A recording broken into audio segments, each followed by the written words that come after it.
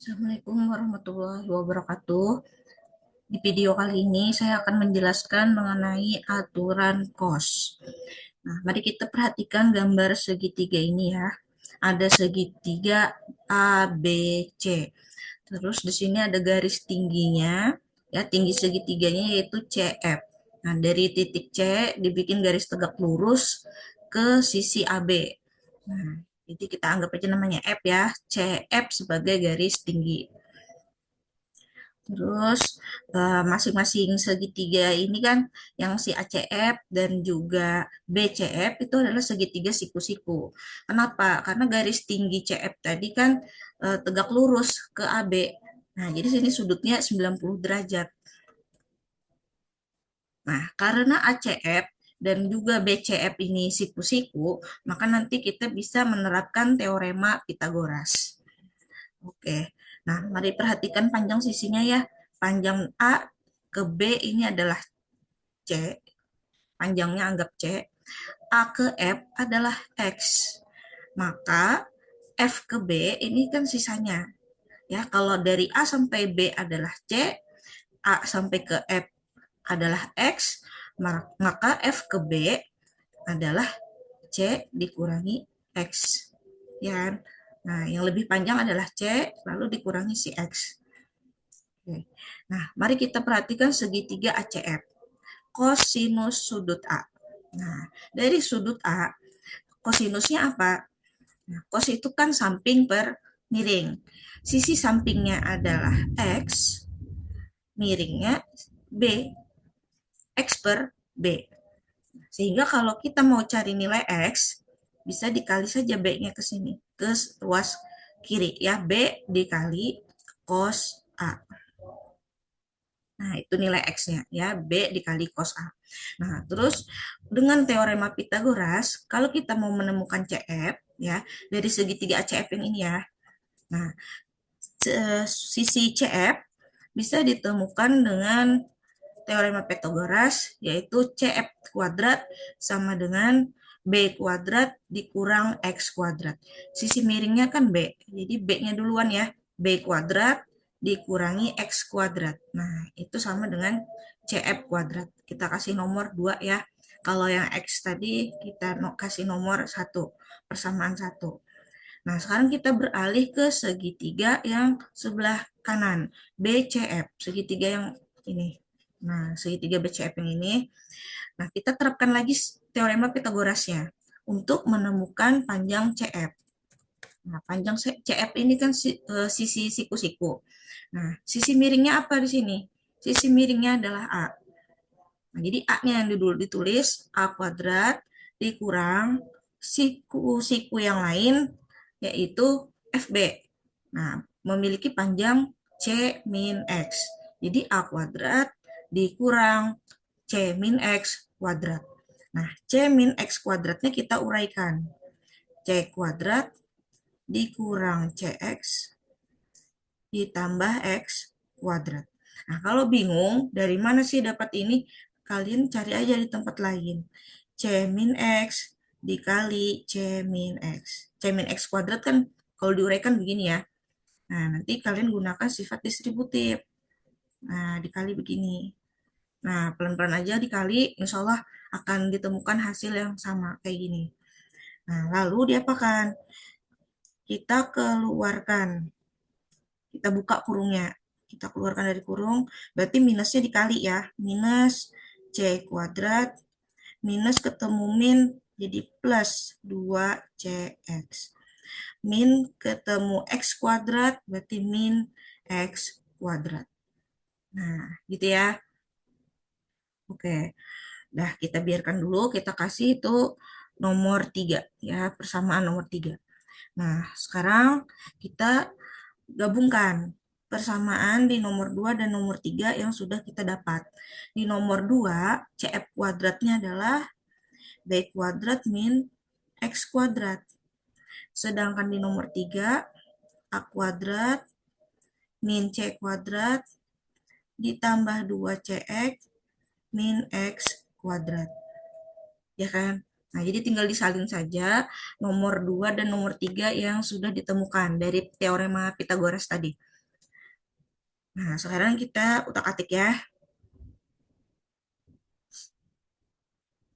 Kita utak-atik, kita kumpulkan. Ini B kuadratnya saya diamkan aja dulu. A kuadrat min C kuadrat ditambah 2CX min X kuadrat. Nah, datang yang ini nih. Datang min X kuadrat yang itu berarti jadi plus X kuadrat. Min X kuadrat tambah X kuadrat habis ya jadinya. Habis. Nah, ini kan habis. Karena jadi 0. Min X kuadrat tambah X kuadrat 0. Nah, sekarang kita pengen menemukan A kuadrat. Apa sih A kuadrat? Nah, kalau kalian bingung, bisa juga kayak gini nulisnya. A kuadratnya didiamkan di ruas kiri, boleh. Maaf, di ruas kanan. Terus, yang di sebelah kiri, B kuadratnya kan udah positif nih. Nah, ini nanti datang. Nih. Nah, ini datang. Min C kuadrat, lawannya pengurangan, penjumlahan. Plus C kuadrat. Plus 2CX-nya menjadi min 2CX. Nah, gitu ya. Tapi enaknya tuh ditulis kayak gini. A kuadrat adalah B kuadrat plus C kuadrat min 2CX. Nah, kalau di LKPD seperti ini ya. Oke.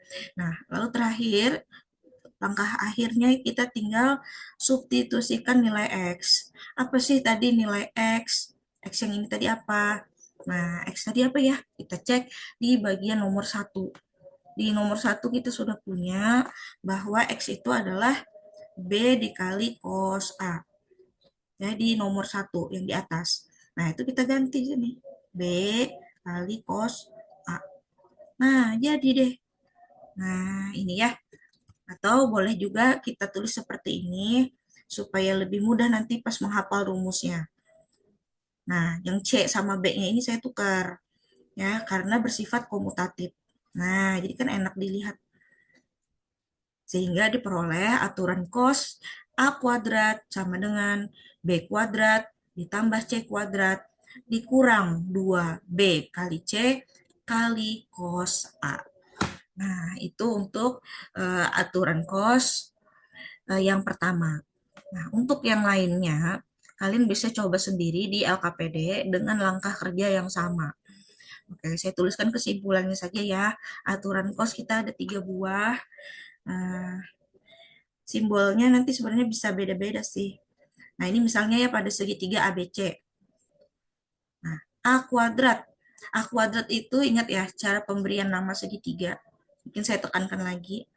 Segitiga A, B, C. Nah, A kecil itu yang mana? A kecil itu yang di depannya sudut A. B kecil di depan sudut B. Yang C kecil di depan sudut C. Nah, jadi dia sepasang yang berhadap-hadapan. Oke, jadi kalau kita mau mencari A kuadrat, tadi aturan cosnya adalah B kuadrat ditambah C kuadrat dikurang 2BC cos A.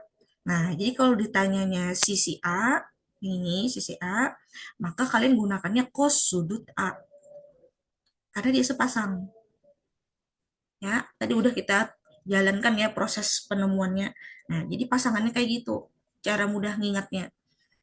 Ya, jadi sisi A ditanyain yang dipakai cos A. Yang kedua, prosesnya kalian cari sendiri ya. B kuadrat sama dengan, nah, apa dua sisi lainnya? Kalau kita pakai B, yang dicari ya, maaf, yang dicari adalah sisi B, maka kita masih memiliki sisi A dan C. Nah, A kuadrat plus C kuadrat berarti. Nah, dikurang 2AC. Nah, sudutnya apa? Sudutnya B berarti. Karena di depan sisi B ada sudut B. Bisa dipahami ya. Nanti ada polanya kan jadinya tuh. Nah, insya Allah mudah dihafal. Terakhir, kalau ditanya sisi C. C mana? Nah, di sini. Nah, apa sisi lainnya? Selain C, kita punya A dan B. A kuadrat plus B kuadrat dikurang 2AB cos sudut apa? Di depan C berarti sudut C. Nah, kayak begitu ya. Oke. Ini kalau segitiganya segitiga ABC. Nah, misal nih saya modifikasi ya.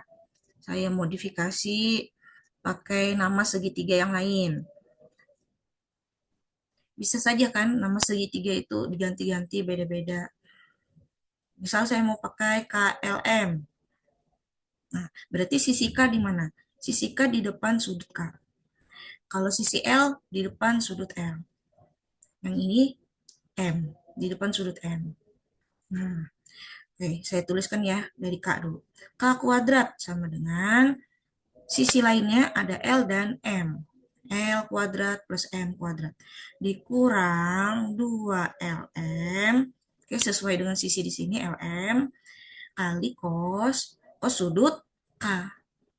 Nah, ini kan K, berarti sudutnya K itu. Kalau ditanya L kuadrat sama dengan, nah sisi lainnya apa? Selain L, kita punya K dan M. K kuadrat plus M kuadrat dikurang 2KM kali cos L. Nah, dan terakhir kalau ditanya M, selain M kita punya K dan L. K kuadrat plus L kuadrat dikurang 2KL kali cos M. Nah, ini bentuk modifikasi dari aturan cos. Kalau pakai segitiga KLM. Nah, ya segitiga KLM. Nah, jadi simbolnya biasanya mengikuti apa nama segitiganya. Nah, kapan kita menggunakan aturan cos? Aturan cos ini digunakan apabila diketahuinya sisi, sudut, sisi. Kayak gini misal. Saya gambar ilustrasi ya. Nah, misal kita punya sisi AC 6, AB 8, serta sudut yang diapitnya. Ini anggap aja ya, sudutnya misalnya 30 derajat. Nah, jadi ini namanya sisi, sudut, sisi. Ya, si. Nah, yang ditanya yang mana? Biasanya yang ditanyakan adalah sisi yang berada di depan sudut ini. Yang berada di depan 30 derajat itu. Itu yang ditanyain. Nah, gitu ya. Terus kalau yang B, ini semua sisi. Nah, gampang aja kan kalau semua sisi diketahui ya. Jelas ya. Nah, kalau semua sisi diketahui, maaf, berarti sudut yang kita cari. Ya, sudut apa nanti yang ditanyakan. Oke. Tidak perlu saya ilustrasikan ya kalau yang B karena semua sisi ada. Jadi kalau yang A tadi sisi sudut sisi itu sudutnya diapit oleh kedua sisi yang diketahui. Baik, kita lihat contoh soal ya. Di bagian lengkapilah nomor 1. Diketahui segitiga ABC, panjang AB adalah 6. Oke, ini panjang AB-nya 6. AC 8. Sudut BAC 60 derajat. Nah, untuk penulisan sudut seperti ini, itu hati-hati ya kalian. BAC, siapa sih di tengahnya? Di tengahnya adalah huruf A. Nah, berarti meletakkan sudut 60 derajatnya di sudut A. Nah, terkadang banyak yang hilap ya. Jadi kalau kita salah membuat ilustrasi atau salah memahami yang diketahui, nanti salah rumusnya. Oke, ditanyakan panjang BC. Nih. Nah, ini berarti pakai eh, cara yang mana nih? Saya di LKPD nulisnya BC kuadrat, tapi kalian bisa transfer kalau mau jadi huruf A, B, C yang kecil. Kayak gini. Nah, aturan cos ini yang kenapa bisa digunakan? Karena yang diketahui pada soal adalah sisi, sudut, sisi. Nah, sisi, sudut, sisi itu pakai aturan cos.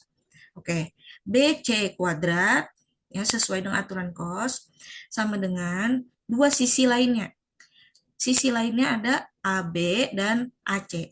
Berarti AB kuadrat tambah AC kuadrat dikurang 2AB kali AC sudut A, ya kan? Cos A berarti. Nah, atau boleh juga kalian nulisnya begini.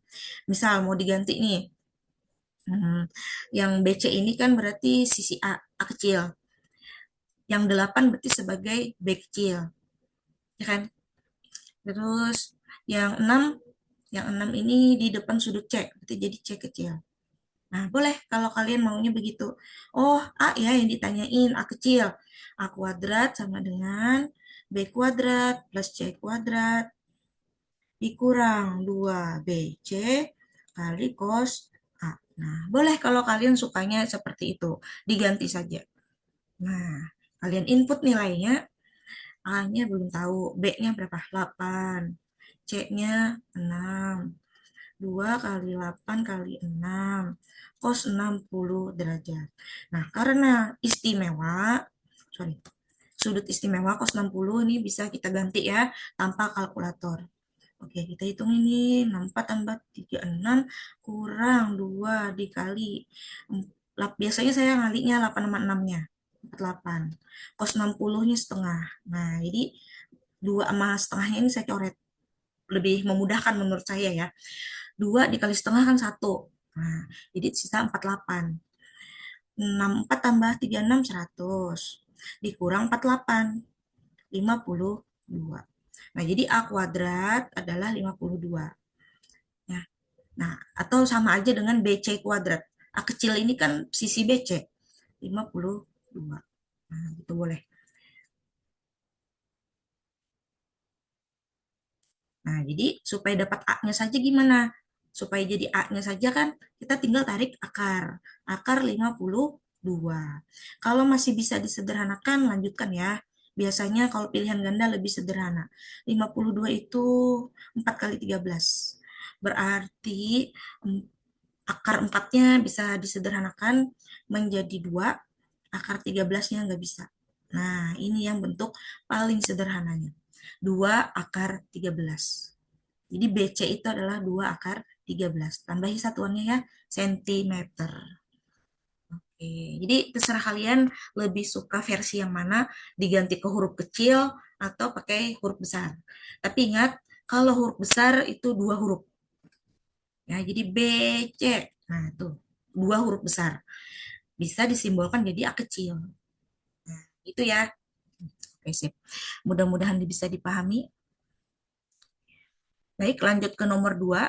Nah, di nomor 2 kita punya segitiga KLM. KL panjangnya 6, LM 9, KM 10. Ditanya nilai cos sudut K. Nah, ini semua sisi yang diketahui nih.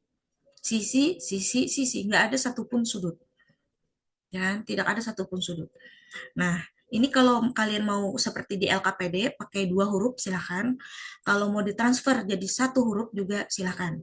Oke, misal nih yang pakai 1 huruf ya, kita sesuaikan dulu dengan sudutnya. Sudut K di sini. Nah, berarti di depannya ini huruf K kecil. Yang 9 itu jadi K kecil. Lalu yang 10 ini jadi L kecil, 6-nya itu M. Nah, oke. Karena ditanyakan itu cos K, ya, cos K, berarti kalian menggunakan rumus yang K kuadrat. K kuadrat sama dengan L kuadrat tambah M kuadrat dikurang 2 LM cos K. Nah, jadi bersesuaian kan ini K kecil, di sini cos K gitu. Tinggal di input angkanya.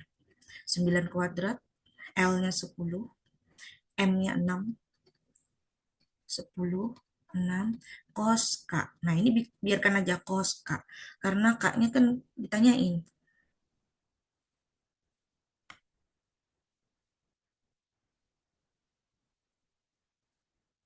Habis itu kita lanjutkan, pangkatkan 2, 136. Ini dikali 120 cos K. Nah, di sini hati-hati ya perhitungannya ya. Biasanya di sini rawan banyak yang hilap. Ini satu kesatuan. Negatif 120 kali cos K itu tuh satu kesatuan karena perkalian. Ya, dianggap satu suku ini. Nah, jadi kalau kalian tulis ke ruas kanan, dia jadi positif 120 cos K. Jangan dipisah. Nah, kebanyakan siswa itu salahnya ngitung gini.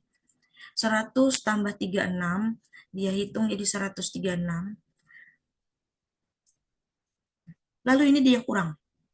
dia kurang jadi 16. 16 cos K. Nah, itu salah besar. Tidak boleh, ya, tidak boleh. Karena 120 ini punyanya cos K, koefisiennya kosinus K. Jadi jangan diapa-apain. Nah, yang bilangan bulat 100 tambah 36, nah datang si 81. Berarti jadi min 81. Nah, jadi ruas kanannya tetap 120 cos K, maaf, ruas kiri maksudnya. Di ruas kanan kita hitung 100 tambah 36 kurang 81. 55, benar nggak? 55. Nah, berarti nilai cos K adalah 55. Nah, perkalian, ingat perkalian berarti lawannya adalah pembagian. Bagi dengan 120. Ya kan? Nah, jadi 55 per, sorry, 120. 55 per 120. Kalau mau disederhanakan silahkan bisa dibagi 5, 11 per 24. Nah, ini bentuk sederhananya. Nah, jadi nilai kosinus K adalah 11 per 24. Kalau kalian pengen tahu berapa sih sudutnya, sudut K itu berapa, kita perlu bantuan kalkulator. Nah, jadi di sini pertanyaannya sampai kosinus K saja ya, karena biasanya kalkulator tidak diperbolehkan. Oke, semoga bisa dipahami. Kalau masih mau seperti di LKPD juga nggak apa-apa ya, hafalan rumusnya ini dalam 2 huruf. LM, LM itu berarti eh, K kecil, KL ini tadi berarti M kecil, kalau KM itu L kecil. Nah, jadi terserah kalian aja mau pakai huruf besar atau huruf kecil. Sorry.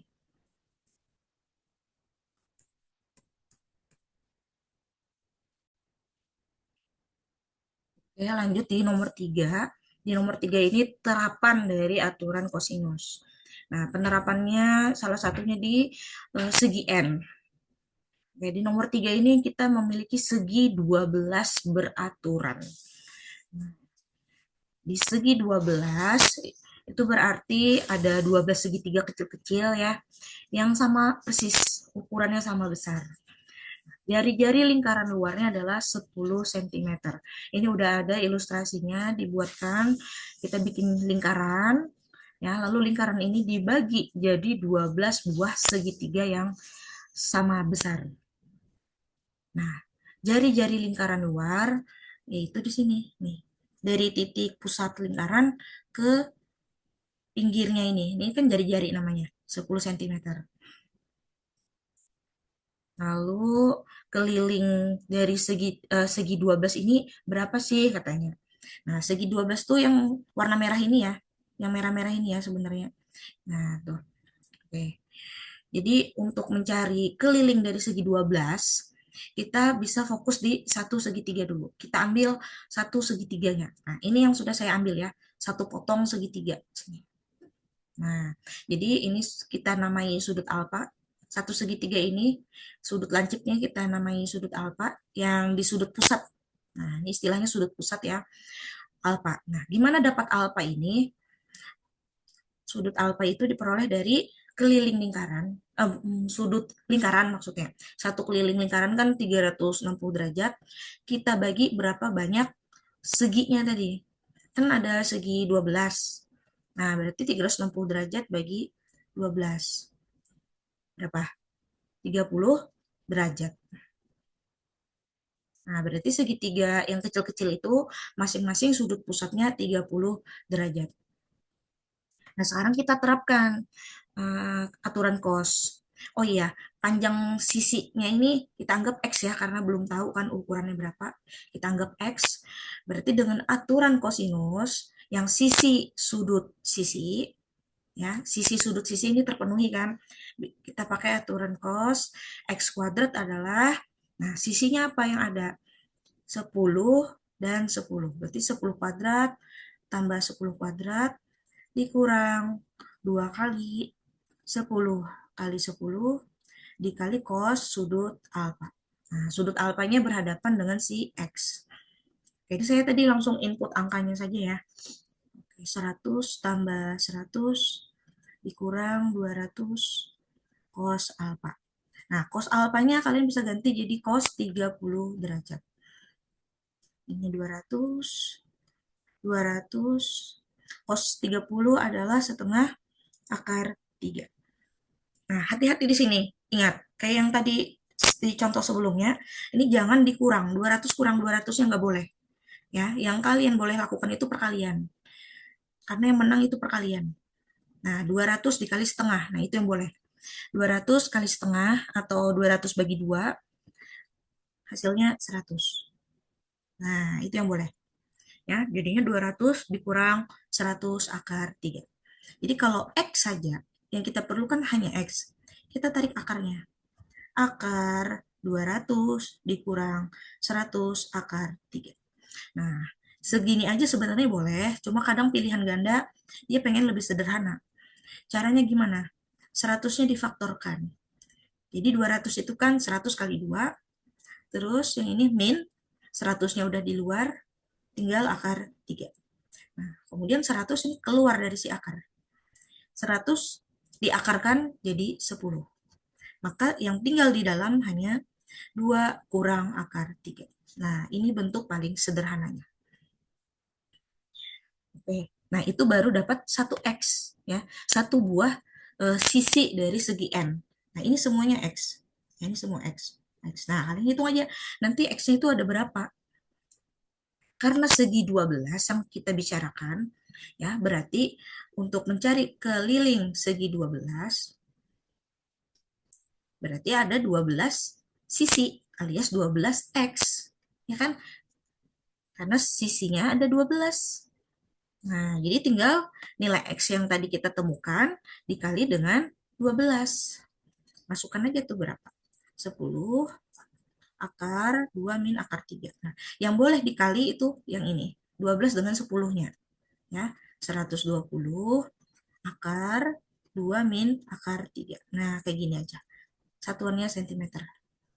Nah, jadi ini adalah keliling dari segi 12 yang ditanyakan. Nah, jadi kita menggunakan aturan kosinus dulu tadi untuk mencari satu sisinya. Ya, satu sisinya.